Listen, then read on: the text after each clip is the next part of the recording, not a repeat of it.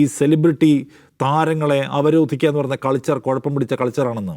തിരുത്തേണ്ടുന്ന ആളുകൾ തിരുത്തിയിട്ടില്ല എന്ന് അദ്ദേഹം ഷാഫി പറമ്പലിനെ ഉന്നമിച്ചാണ് പറഞ്ഞത്. ഷാഫി പറമ്പലാണ് ഇദ്ദേഹത്തെ വളർത്തിക്കൊണ്ട് വന്നതെന്ന് ഷാഫി തന്നെയും സമ്മതിക്കുന്നുണ്ട്. അയാളെ നടപടിയെടുത്തപ്പോൾ പാർട്ടിയിലെ ഒരു വലിയ വൃന്ദം ആൾക്കാർ നേതൃത്വത്തെ ആക്രമിക്കാൻ തയ്യാറായി വന്നു. അങ്ങനെയാണ് ഒരു പുതിയ സംസ്കാരം ക്രിയേറ്റ് ചെയ്തത്. പാർട്ടിയുടെ നേതൃത്വം ആകെ നോക്കി നിൽക്കെ പതിറ്റാണ്ടുകളുടെ പാരമ്പര്യ ഒരു പാർട്ടിക്കകത്ത് ഒരു ചെറുപ്പക്കാരൻ വളരെ മാസങ്ങൾ കൊണ്ട് മാത്രം ശ്രദ്ധേയനാവുന്നു, നേതാവാകുന്നു, MLA ആകുന്നു, പാർട്ടിയിലെ ഒരു ഗ്രൂപ്പ് ഓഫ് ആളുകളെ അയാൾ കൊണ്ടു നടക്കുന്നു. ഏത് സമയത്തും പാർട്ടിയെപ്പോലും ആക്രമിക്കാൻ കഴിയും വിധത്തിലൊന്ന്. സസ്പെൻഡ് ചെയ്യപ്പെട്ട ശേഷവും പാർട്ടിയിലേക്ക് തിരികെ വരാൻ ആരുടെയും അനുമതി ഇല്ലാതെ ഡോറുകൾ ഓപ്പൺ ചെയ്യാൻ ആൾക്ക് പറ്റുന്നു. ഇതൊക്കെ എങ്ങനെ നിങ്ങളുടെ പാർട്ടിയിൽ നടന്നു? ഇനിയും നടക്കുമോ? ആർക്കും നിങ്ങളുടെ പാർട്ടിയെ മാനിപ്പുലേറ്റ് ചെയ്യാൻ കഴിയുമോ എന്ന ചോദ്യം കോൺഗ്രസ്സിന് അകത്ത് ചോദിക്കേണ്ടതും അവർ ആലോചിക്കുകയും ചെയ്യേണ്ട കാര്യമാണ്. ഇന്നിപ്പോൾ മാത്യു കുഴൽനാടനൊക്കെ ആ ചോദ്യം ഷെയർ ചെയ്യുന്നുണ്ട്. എന്ന് വെച്ചാൽ ഈ സെലിബ്രിറ്റി താരങ്ങളെ അവരോധിക്കുക എന്ന് പറയുന്ന കൾച്ചർ കുഴപ്പം പിടിച്ച കൾച്ചറാണെന്ന്. തിരുത്തേണ്ടുന്ന ആളുകൾ തിരുത്തിയിട്ടില്ല എന്ന് അദ്ദേഹം ഷാഫി പറമ്പലിനെ ഉന്നമിച്ചാണ് പറഞ്ഞത്. ഷാഫി പറമ്പലാണ് ഇദ്ദേഹത്തെ വളർത്തിക്കൊണ്ട് വന്നതെന്ന് ഷാഫി തന്നെയും സമ്മതിക്കുന്നുണ്ട്. ഷാഫി ഒരു ഘട്ടത്തിലും തിരുത്തിയില്ല, മുന്നറിയിപ്പുകൾ അവഗണിച്ചു, ഇപ്പോൾ പോലും തള്ളി പറയുന്നുമില്ല എന്നത് പ്രത്യേകം കാണേണ്ട കാര്യമാണ്.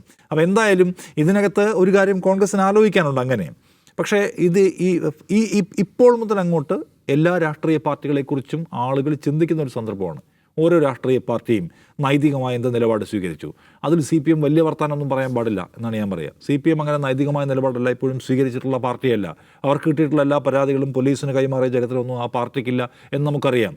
ലൈംഗികമായ അതിക്രമം മാത്രമല്ല, മനുഷ്യന് നേരെയും നടത്തുന്ന ഏത് അതിക്രമത്തെയും പാർട്ടികൾ തള്ളിപ്പറയുകയും അത്തരം പണിയെടുക്കുന്ന ആളുകളെ മാറ്റി നിർത്തുകയും ചെയ്യേണ്ടതുണ്ട്. CPIM അങ്ങനെ ചെയ്തിട്ടുള്ളൊരു പാർട്ടിയല്ല. PK കുഞ്ഞനന്ദൻ TP ചന്ദ്രശേഖരനെ മുഖത്ത് വെട്ടിക്കൊന്ന കേസിലെ മുഖ്യ ആസൂത്രകനാണ് എന്ന് കോടതി കണ്ടെത്തിയ ആളാണ്. പക്ഷേ അത് CPM അംഗീകരിച്ചില്ല. എന്ന് മാത്രമല്ല, അദ്ദേഹത്തെ മഹാനേതാവാക്കി കൊണ്ടു നടക്കുകയും ഇപ്പോഴും അദ്ദേഹത്തെ ആദരിക്കുകയും ചെയ്യുന്നു മരണശേഷവും എന്നാണ് കാണേണ്ട കാര്യം. അപ്പോൾ മനുഷ്യത്വത്തോട് ക്രൂരത ചെയ്യുന്ന ആളുകളെ മാറ്റി നിർത്തുക എന്ന് പറയുന്ന പരിപാടി എപ്പോഴൊക്കെ നടത്തിയിട്ടുണ്ടെന്ന് ചോദിച്ചാൽ ഇല്ല എന്ന് നമ്മൾ കാണണം. എന്ന് മാത്രമല്ല, ഷാഫി എന്ന് പറയുന്ന കൊലയാളി സംഘത്തിൽപ്പെട്ടയാളുടെ കല്യാണത്തിന് നേതൃത്വം കൊടുത്ത ആളാണ്, നമ്മൾ കണ്ടതാണ്. മനുഷ്യത്വത്തോട് ക്രൂരത ചെയ്യുന്ന ആൾക്കാരെ ഞങ്ങൾ മാറ്റി നിർത്തുമെന്ന് ചോദിച്ചാൽ ഇല്ല. മുകേഷിൻ്റെ കേസ് നമ്മൾ കണ്ടിട്ടുള്ളതാണ്. PK ശശിയുടെ കേസ് നമ്മൾ കണ്ടതാണ്. P ശശി എന്ന് പറഞ്ഞ ഇപ്പോഴത്തെ പൊളിറ്റിക്കൽ സെക്രട്ടറി വലിയ നേതാവായി ഉയർന്നു വരവേ ഒരു ഘട്ടത്തിൽ എങ്ങനെയാണ് അദ്ദേഹം പുറത്തേക്ക് എറിയപ്പെടുന്നത്? ഉയർന്നു വന്ന ആരോപണം എന്തായിരുന്നു? ആരോപണത്തിന് ശേഷം അദ്ദേഹം തിരികെ വരുന്നു, നേരെ സംസ്ഥാന കമ്മിറ്റിയിലേക്ക് വരുന്നു. അവിടെ നിന്ന് പൊളിറ്റിക്കൽ സെക്രട്ടറി എന്ന് പറഞ്ഞാൽ മുഖ്യമന്ത്രിയുടെ പവറിന് സമാനതയുള്ള സ്വഭാവമുള്ള ഒരു സീറ്റിലേക്ക് അദ്ദേഹം വരുന്നു. അപ്പോൾ ഇത്രയും പശ്ചാത്തലമുള്ള ആളുകളെ നോക്കൂ. PK ശശിയുമായി ബന്ധപ്പെട്ട ആരോപണം ഉന്നയിച്ച ആളുകൾ ഇന്ന് CPMൽ എവിടെയുമില്ല. അവർ എക്കാലത്തേക്കുമായി എടുത്തെറിയപ്പെട്ടു.